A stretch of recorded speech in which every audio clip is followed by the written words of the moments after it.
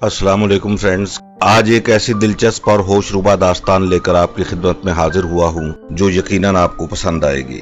मलका तरन्नुम नूरजहां, जिन्हें एक दुनिया जानती है, उनकी आशिकाना तबीयत और दर्जनों मोहब्बतें उनके कैरियर का ऐसा हिस्सा रही हैं जिनसे वो सभी लोग वाकिफ हैं जो शोबिस की दुनिया से दिलचस्पी रखते हैं। आज हम उनकी एक ऐसी इश्किया दास्तान के उस चैप्टर पर बात करेंगे जो रंगीन होने के साथ साथ खासा संगीन भी साबित हुआ। नूरजहां की गायकी और शख्सियत का तो हर शख्स दीवाना था, मगर नूरजहां जिसे एक शख्स की दीवानी हुआ करती थी वो टेस्ट क्रिकेटर नजर मोहम्मद थे, जो कौमी टीम में एक अहम और काबिल एतमाद बल्लेबाज की हैसियत से अपना एक खास मकाम रखते थे। नूरजहां शादीशुदा होने के बावजूद अपने मिजाज के हाथों मजबूर होकर मौसीकार फिरोज निजामी के भाई नजर मोहम्मद की आवाज पर दिलोजान से फरेफ्ता हो गईं। मौसीकी के रमूज से मुकम्मल आशनाई रखने वाले नजर मोहम्मद की आवाज में न जाने कैसा जादू था जिसने इतनी बड़ी गुलकारा को नजर मोहम्मद का दीवाना बना दिया। नूरजहां को जब भी मौका मिलता वो घंटों नजर मोहम्मद के साथ अकेले में मुलाकात किया करती और इनकी मुलाकातें कुर्बत में तब्दील हुई तो उनके ताल्लुकात का चर्चा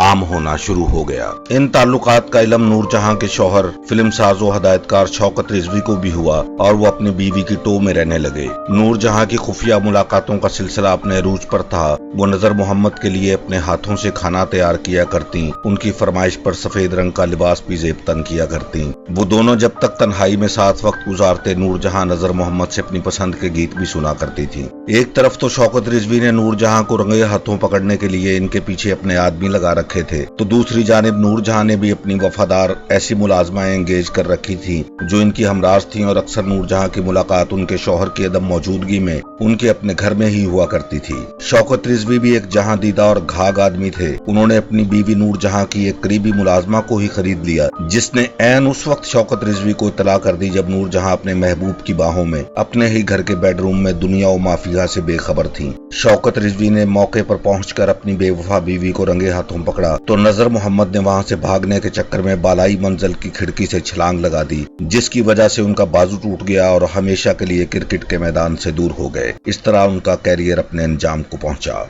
लुत्फ की बात यह है कि जिस दिन ये वाकया रूनुमा हुआ, नजर मोहम्मद के घर में उनकी शादी की तैयारियां जारी थी। इस वाकये का जिक्र शौकत रिजवी ने नूरजहां को तलाक देने के बाद अपनी किताब मैं और नूरजहां में भी किया है, जबकि इसके साथ साथ सादत हसन मंटो ने भी अपनी शोरा आफाक किताब नूरे जहां सुरूरे जहां में इस वाक़े को तफसील के साथ बयान किया है। लेकिन व्यूअर्स, जो तफसील मैं आपकी खिदमत में पेश कर रहा हूँ वो खुद नजर मोहम्मद ने अपने इंटरव्यू में बयान की है, इसलिए इनकी सच्चाई पर यकीन के अलावा कोई दूसरा रास्ता नहीं है। नूरजहां ने नजर मोहम्मद को उस वक्त भी शादी की पेशकश की थी जब उनके दो बेटे मुबशर नजर और मुदस्सर नजर अभी कमसिन थे, मगर नजर मोहम्मद ने अपने बच्चों के बेहतर मुस्तकबिल पर अपनी चाहत को कुर्बान करते हुए यह ऑफर ठुकरा दी। इसके बावजूद उनकी नूरजहां से जज्बाती मुलाकातों का सिलसिला एक अरसे तक चलता रहा, मगर आखिरकार नूरजहां की फिल्म स्टार एजाज दुरानी से शादी के बाद मोहब्बत की ये कहानी एक अजीब मोड़ पर खत्म हो गई, जहां नूरजहां के पास तो दौलत, शोहरत और करोड़ों चाहने वाले मौजूद थे,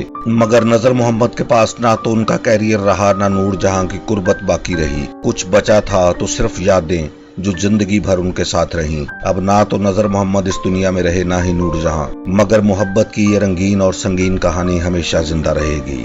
व्यूअर्स, अगर आपको मेरी ये वीडियो पसंद आई है तो इसे लाइक करें और सब्सक्राइब करने के साथ बेल आइकॉन के निशान को भी जरूर क्लिक करें ताकि आपको मेरी हर नई वीडियो का नोटिफिकेशन सबसे पहले और बाकायदगी से मिलता रहे। जल्द ही नई वीडियो के साथ मुलाकात होगी। अपना बहुत ख्याल रखिएगा। इजाजत चाहता हूँ।